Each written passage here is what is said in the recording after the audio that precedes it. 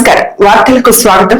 వివరాల్లోకి వెళ్తే గుంటూరులో డీఎస్సీ నియామకాల అంశం రాజకీయంగా వేడెక్కింది. డీఎస్సీలో అక్రమాలు జరిగాయని ఆరోపిస్తూ మాజీ మంత్రి అంబటి రాంబాబు తీవ్ర విమర్శలు చేశారు. డీఎస్సీ వ్యవహారంపై సీబీఐతో విచారణ జరిపించాలని డిమాండ్ చేసిన ఆయన విద్యాశాఖ మంత్రి నారా లోకేష్ చిత్తశుద్ది ఉంటే ముందుగా రాజీనామా చేసి చర్చలకు రావాలని సవాల్ విసిరారు. డీఎస్సీ అక్రమాలపై దశల వారీగా దీక్షలు, ర్యాలీలు చేపడతామని హెచ్చరిస్తూ సూపర్ 6 హామీలు, నిరుద్యోగ భృతి, ఉద్యోగాల కల్పనలో ప్రభుత్వం విఫలమైందని ఆరోపించారు. ఎవరు అడిగారు? ఆయన బహిరంగ చర్చకి ఎవరు అడిగారా? ఆయన నేను చర్చలకు వస్తానంటాడు. రాజీనామా చేసి రమ్మను. ఎవరు కాదన్నారు? మేము అడుగుతున్న ప్రశ్నలకు సమాధానం చెప్పమను. నెంబర్ 1, లోకేష్, అంతకు ముందున్న జీవోని ఎందుకు రద్దు చేశావు? మళ్ళా నీ పని అయిపోయిన తర్వాత మళ్ళా జీవో ఎందుకు క్యాన్సిల్ చేశావు? అంటే ఏంటో తెలుసా? ముందేమో డోర్ ఉంటుంది, వెనక డోర్ పెట్టారు. ఆ వెనక డోర్ ఓపెన్ చేశారు. దానిలో దొరబట్టిన తర్వాత మళ్ళీ డోర్ మూసేశారు. ఫస్ట్ జీవో దొరబట్టడానికి, ఆఖరి జీవో డోర్ మూసేయటానికి. అంటే నీ వాళ్ళని వెనక డోర్ నుంచి తెచ్చుకొని మళ్ళీ డోర్ మూసేశావు. దీని ఒక్కదానికి సమాధానం చెప్పు నాయన నారా లోకేష్. దీని ఒక్కదానికి సమాధానం చెప్పు. ఎందుకు అంతకు ముందున్న జీవోను మార్చావు? మళ్ళీ పని అయిపోయిన తర్వాత ఆ జీవోని మార్చేసి పాత జీవో ఎందుకు తీసుకొచ్చావు? Is it not a valid question? ఈ వ్యాలిడ్ క్వశ్చన్ సమాధానం చెప్పడు కానీ చర్చకు వస్తాయంట. ఇప్పుడు నీ రాష్ట్రంలో చర్చలు జరిగినాయి. ఒకవేళ చర్చకు వస్తామని మేము అన్నా కూడా పోలీసు బందోబస్తు పెట్టి ఇందా గేట్ దగ్గరికి రానిలే మమ్మల్ని. వాళ్ళు చెప్పాము, అబ్బాయి మీరు మంచిది కాదు, మేమేం చేయమని శుభ్రంగా వస్తామని చెప్పాము. పోలీసులు పాపం ఏం చేస్తారు? వాళ్ళు చేస్తున్నారు పైనుంచి ఒత్తిడి వల్ల. కాబట్టి నేను చెప్పదలుచుకుంది ఏంటంటే, చర్చల పేరుతో డైవర్ట్ చేస్తున్నాడు నారా లోకేష్. అసలు నీతో చర్చలు చేయడానికి ఎవడు సిద్ధంగా లేడు. అసలు దీనికి సమాధానం చెప్పు. చర్చలు ఏంటి? తెగకూడని ఏదన్నా ఉంటే అది చర్చల్లో. ఇంత స్పష్టంగా మేము చెప్తున్నప్పుడు చర్చలకు వస్తా అని చెప్పి ఊరికి కింద పైన ఎగురుతున్నావు. అది ఎన్ని కుదిరే పని కాదు. రాజీనామా చేసిరా చర్చలకి. మేము చర్చలకి సిద్ధంగా ఉన్నామని కూడా ఈ సందర్భంగా నేను చెప్పదలుచు. ఓకే. పల్నాడు జిల్లా నరసరావుపేట మండలం లింగంగుంట్ల గ్రామానికి చెందిన భవనం అశోక్ రెడ్డి అమెరికాలో స్కై డైవింగ్ చేసి అరుదైన సాహసాన్ని విజయవంతంగా పూర్తి చేశారు. సుమారు 14,000 అడుగుల ఎత్తులో ప్రయాణిస్తున్న విమానం నుంచి దూకిన అశోక్ రెడ్డి నిర్ణీత సమయంలో పారాషూట్ ను విజయవంతంగా తెరిచి సురక్షితంగా నేలపైకి చేరుకున్నారు. స్కై డైవింగ్ లో అవసరమైన ధైర్యం, ఆత్మవిశ్వాసంతో ఈ సాహసాన్ని పూర్తి చేసి ప్రత్యేక గుర్తింపు పొందారు. అమెరికాలో చదువుతో పాటు సాహస క్రీడల్లోనూ తన ప్రతిభను చాటుకున్న అశోక్ రెడ్డి విజయంపై కుటుంబ సభ్యులు, బంధువులు, గ్రామస్తులు హర్షం వ్యక్తం చేస్తూ అభినందనలు తెలిపారు. పల్నాడు జిల్లా యువకుడు అంతర్జాతీయ స్థాయిలో ఈ ఘనత సాధించడం తమ గ్రామానికే గర్వకారణమని కొనియాడారు.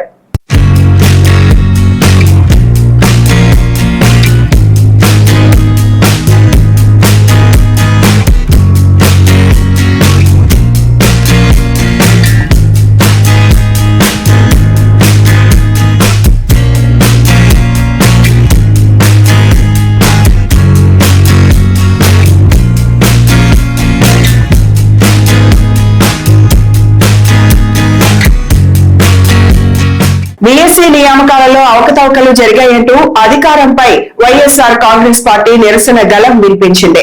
డాక్టర్ బిఆర్ అంబేద్కర్ కోనసీమ జిల్లా అమలాపురంలో వైఎస్ఆర్సీపీ నేతలు జిల్లా కలెక్టర్ కు వినతి పత్రం అందజేస్తూ డీఎస్సీ వ్యవహారంపై సీబీఐ విచారణ చేపట్టాలని డిమాండ్ చేశారు. అలాగే రాష్ట్ర విద్యాశాఖ మంత్రి నారా లోకేష్ నైతిక బాధ్యత వహించి వెంటనే రాజీనామా చేయాలని పార్టీ నేతలు డిమాండ్ చేశారు. వైఎస్ఆర్సీపీ జిల్లా అధ్యక్షుడు చెర్ల జగ్గిరెడ్డి ఆధ్వర్యంలో జరిగిన ఈ కార్యక్రమంలో పార్టీ నేతలు, కార్యకర్తలు పెద్ద సంఖ్యలో పాల్గొన్నారు. డీఎస్సీ స్కామ్ పై సమగ్ర దర్యాప్తు జరిపి బాధ్యులపై చర్యలు తీసుకోవాలని, సీబీఐతో విచారణ నిర్వహించాలని నినాదాలు చేశారు. ఈ సందర్భంగా జిల్లా కలెక్టర్ డాక్టర్ రావిరాల మహేష్ కుమార్ కు తమ డిమాండ్లతో కూడిన వినతి పత్రాన్ని అందజేశారు. తద్వారా ఈ రాష్ట్రంలో ఉన్నటువంటి విద్యాశాఖ మంత్రి నారా లోకేష్ గారిని రిజైన్ చేయమని చెప్పి మా డిమాండ్ని జిల్లా కలెక్టర్ గారు కూడా ఇవ్వడం జరిగింది. వాస్తవంగా మీ అందరికీ కూడా తెలుసు, ఏదైతే ఈ రాష్ట్రంలో ఉన్నటువంటి విద్యా వ్యవస్థ పట్ల, ప్రభుత్వాల పట్ల పౌరులకి, ప్రజలకి, విద్యార్థులకి అందరికీ కూడా నమ్మకం ఉంది. అట్లాంటి నమ్మకాన్ని వమ్ము చేయకుండా మరి ఏదైతే విద్యా వ్యవస్థలో కానీ లేదా ఉన్నటువంటి ఈ యొక్క పరీక్షలు నిర్వహించడంలో కానీ, తగిన వారికి ఉద్యోగాలు ఇవ్వడంలో కానీ నియమ నిబంధనలు పాటిస్తూ పారదర్శకంగా ఈ కార్యక్రమం చేయాల్సినటువంటి బాధ్యత ఏ ప్రభుత్వమైనా ఆ ప్రభుత్వంపై ఉంటుంది.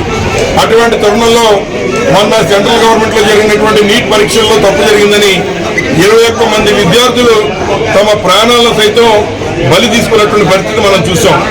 దానికి మరి అక్కడ ఉన్నటువంటి ధర్మాన ప్రధాన్ గారు ఏదైతే వారు విద్యాశాఖకి రాజీనామా చేసి నైతిక బాధ్యత వహించి రాజీనామా చేసిన పరిస్థితి అక్కడ ఉంటే, ఆంధ్ర రాష్ట్రంలో మరి డిఎస్సిలో జరిగిన అక్రమాలని కప్పిపుచ్చుకునే ప్రయత్నం చేస్తూ వారికి వారే క్లీన్ చిట్ ఇచ్చుకుని ఇవాళ లోకేష్ గారు కేవలం ముఖ్యమంత్రి తనయుడు కదా అనేటువంటి ఉద్దేశంతో ఆయన చేసేటువంటి తప్పులన్నీ కూడా ఈ రాష్ట్రంలో ఉన్నటువంటి విద్యార్థుల యొక్క భవిష్యత్తు మీద పడే పరిస్థితి ఉంటే దానికి కూడా స్పందించట్లేదు ఈ ప్రభుత్వం.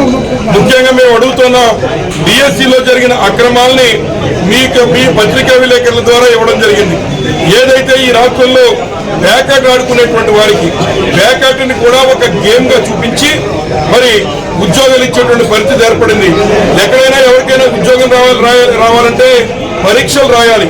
కానీ పరీక్షలు కూడా రాయకుండా కొంతమంది కావలసినటువంటి వారికి సుమారు 421 ఉద్యోగాలు పరీక్షలు రాయకుండా వారికి ఇష్టానుసారం వారికి కావాల్సిన వారికి ఇచ్చేసుకునే విధంగా చేసి దానికో జీవో ఇష్యూ చేసి వారి యొక్క తప్పిదం వారికి కావాల్సిన మనుషులందరినీ తీసుకున్న తర్వాత మళ్ళీ జీవో క్యాన్సిల్ చేసి ఈ రకంగా యువత ప్రజలిచ్చిన అధికారం చేతిలో ఉంది కదా అని విద్యార్థుల యొక్క భవిష్యత్తుని నేల రాస్తూ ఈ ప్రభుత్వం చేసిన చర్యలు మేము మరి ఖండిస్తూ ఉన్నాం. అలాగే మరి ఏదైతే కొంతమంది ఎవరైతే మరి స్పోర్ట్స్ ని ఎంకరేజ్ చేస్తామనే మాట ప్రభుత్వం చెప్తున్నారు. మీరు స్పోర్ట్స్ ని ఎంకరేజ్ చేసేటువంటి వారైతే తప్పనిసరిగా మరి స్వర్ణ పథకం వచ్చేటువంటి వారికి మరి ఉద్యోగం రావాలి. వారికి ఉద్యోగం రాలేదు. విద్యార్థులు ప్రశాంతమైన వాతావరణంలో విద్యను అభ్యసించడానికి అవసరమైన మౌలిక సదుపాయాలు కల్పించడం జరుగుతుందని జిల్లా కలెక్టర్ డాక్టర్ ఎస్ వెంకటేశ్వర్ తెలిపారు. రేణిగుంటలోని ఏపీ రెసిడెన్షియల్ బాలుర పాఠశాల హాస్టల్ ను జిల్లా కలెక్టర్ ఆకస్మిక తనిఖీ చేశారు. తరగతి గదులను, పాఠశాల ఆవరణలో రక్షిత తాగునీటి తదితర మౌలిక వస్తువులను పరిశీలించారు. అనంతరం ఆయన మాట్లాడుతూ హాస్టల్లో లైట్లు, ఫ్యాన్లకు అవసరమైన మరమ్మతులు చేయించాలని సూచించారు. మధ్యాహ్న భోజన వంటగదిని పరిశీలించి పరిశుభ్రంగా ఉంచుకోవాలని సూచించారు. ప్రభుత్వం నిర్దేశించిన మెనూ ప్రకారం విద్యార్థులకు నాణ్యమైన, శుభ్రమైన ఆహారం అందించాలని సూచించారు. రాష్ట్ర ప్రభుత్వం విద్యార్థులకు ఉచితంగా అందించే యూనిఫామ్లు, షూలు, మధ్యాహ్న భోజన నాణ్యత తదితర వివరాలను విద్యార్థులను అడిగి తెలుసుకున్నారు.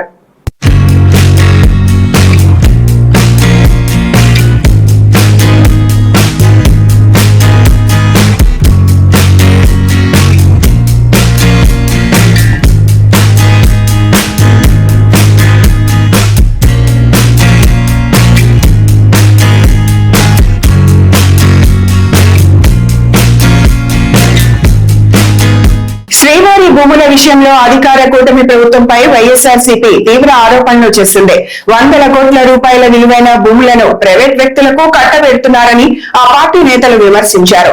రైతులు సాగు చేసుకుంటున్న సుమారు 600 కోట్ల విలువైన భూములను పర్యాటక శాఖకు తక్కువ ధరకే విక్రయించే ప్రయత్నాలు జరుగుతున్నాయని ఆరోపిస్తూ దళిత రైతుల ప్రయోజనాలను ప్రభుత్వం పట్టించుకోవడం లేదని మండిపడ్డారు.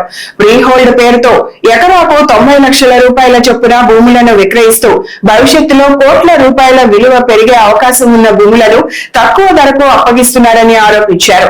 ఈ వ్యవహారంలో భారీగా అక్రమ లావాదేవీలు, లబ్ధి చేకూర్చే ప్రయత్నాలు జరుగుతున్నాయంటూ తీవ్ర విమర్శలు చేశారు. అలాగే అమ్మవారి ఆలయాల సమీపంలో స్పా సెంటర్లు, స్టార్ హోటళ్లు, హోమ్ స్టేలు ఏర్పాటు చేయడంపై కూడా వైఎస్ఆర్సీపీ అభ్యంతరం వ్యక్తం చేసింది. నారా లోకేష్ నైతిక బాధ్యత ధర్మేంద్ర ప్రధాన్ లాగా వహించి రాజీనామా చేయాలా?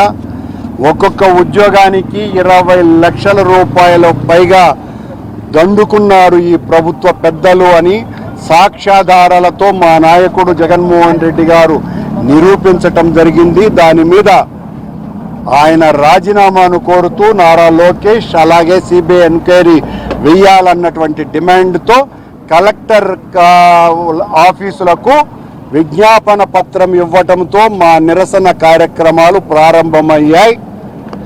రేపు 4వ తారీఖున నియోజకవర్గాల పరిధులలో మా నాయకులతో పాటు విద్యార్థి యువత ప్రతినిధులతో సమావేశాలను నిర్వహించి ఆ తర్వాత 6వ తారీఖు నుంచి 9వ తారీఖు వరకు అన్ని 175 నియోజకవర్గాలలో నిరాహార దీక్షలు చేపట్టబోతున్నాం.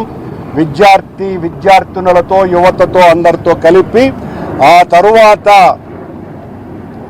దీని మీద చాలా పెద్ద ఎత్తున ఆందోళన కార్యక్రమాలు చేయబోతున్నాం.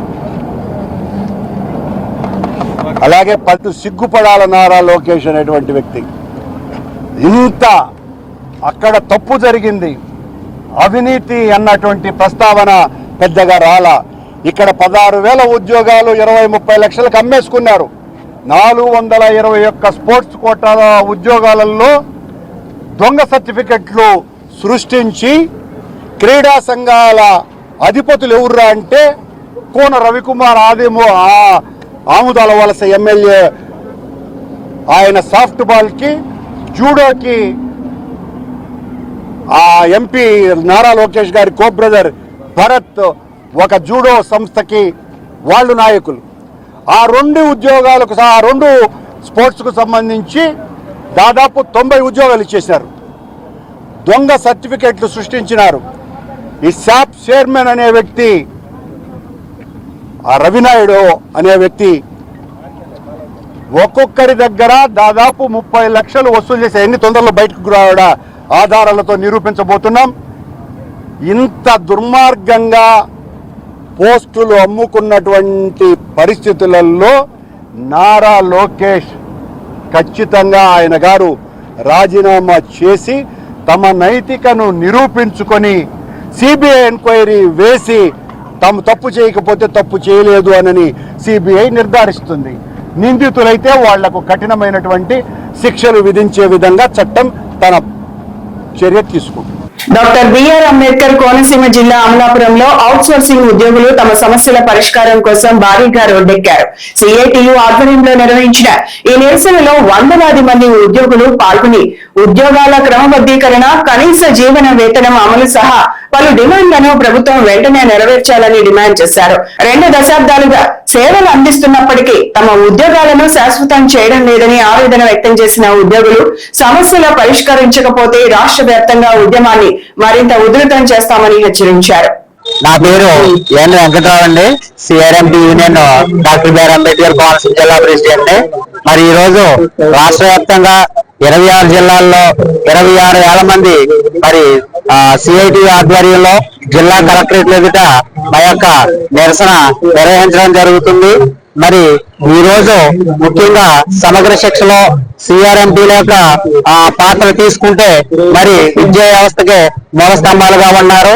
విద్యా వ్యవస్థలో ఏ విధమైన మనకి విద్యాపరమైన కార్యక్రమాలు చేపట్టాలన్నది ఫీల్డ్ లెవెల్లో మరి సిఆర్ఎంపీల ద్వారా, అంటే సిఆర్పీలు అండి రీసెంట్ గా మరి సిఆర్ఎంపీ అని పేరు పెట్టారు. డాక్టర్ బిఆర్ అంబేద్కర్ కోనసీమ జిల్లా సిఐటి జిల్లా అధ్యక్షుడు. నా పేరు దుర్గా ప్రసాద్. ఈరోజు ఆంధ్రప్రదేశ్ రాష్ట్ర వ్యాప్తంగా సిఐటి ఆధ్వర్యంలో 71 ఎంప్లాయ్మెంట్ సందర్భంగా ఈరోజు కనీస వేతన మినిమం వేజ్ 26,000 రూపాయలు ఇవ్వాలని ఈ విభాగాల్లో పనిచేసే కార్మికులందరూ కూడా, ఉద్యోగులందరూ కూడా అంబేద్కర్ కోనసీమ జిల్లా కలెక్టర్ ఆఫీస్ దగ్గరకు రావడం జరిగింది. వీరందరూ కూడా 108 మున్సిపల్ ప్రభుత్వ పాఠశాలలో పనిచేస్తున్న నైట్ వాచ్మెన్లు, గోమిత్ర, మొత్తం అలా గోపాల మిత్ర, అలాగే సర్వశిక్ష అభియాన్, అలాగే గ్రామ పంచాయతీ వివిధ ప్రాంగాల్లో పనిచేసిన వాళ్ళందరూ కూడా పెద్ద ఎత్తున చేయలేదు. వీళ్ళకి మినిమం 26,000 రూపాయలు ఇవ్వాలి, సుప్రీంకోర్టు తీర్పు సమాన పని సమాన వేతనం ఇవ్వాలని ప్రధాన డిమాండ్. కొంతమందికి అయితే 62 సంవత్సరాలు డిమాండ్ పెట్టారు.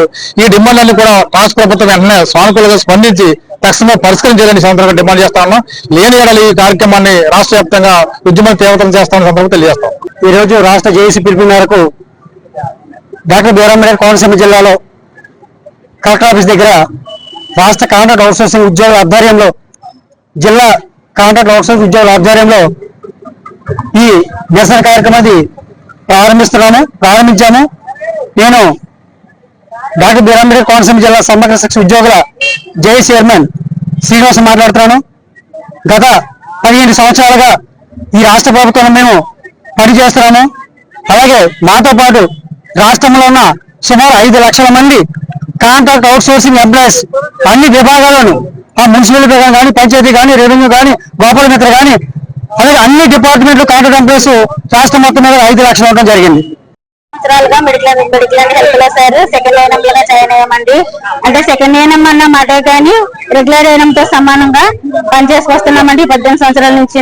కోవిడ్ టైంలో కూడా మా ప్రాణాలు సహితం లెక్క చేయకుండా మేము మా గ్రామ ప్రజలందరికీ సేవ చేసామండి, ప్రాణాలు రక్షించామండి. అయినప్పటికీ కూడా మమ్మల్ని గవర్నమెంట్ గుర్తించకుండా, మమ్మల్ని రెగ్యులేట్ చేయకుండా, అట్లీస్ట్ మాకు సమాన పని సమాన వేతనం ఇవ్వకుండా, మాకు ఏ విధమైన ఎలిమెంట్స్ లేకుండా మమ్మల్ని పని చేయించుకుంటున్నారే తప్ప మా కష్టాన్ని గుర్తించట్లేదండి.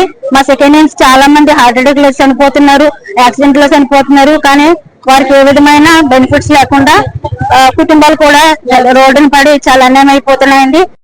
డాక్టర్ బిఆర్ అంబేద్కర్ కోనసీమ జిల్లా వ్యవసాయ మార్కెట్ కమిటీ అవసరం ఉద్యోగుల జిల్లా అధ్యక్షులు కొడ్డి రామచంద్ర నా పేరు. మేము మార్కెట్ కమిటీ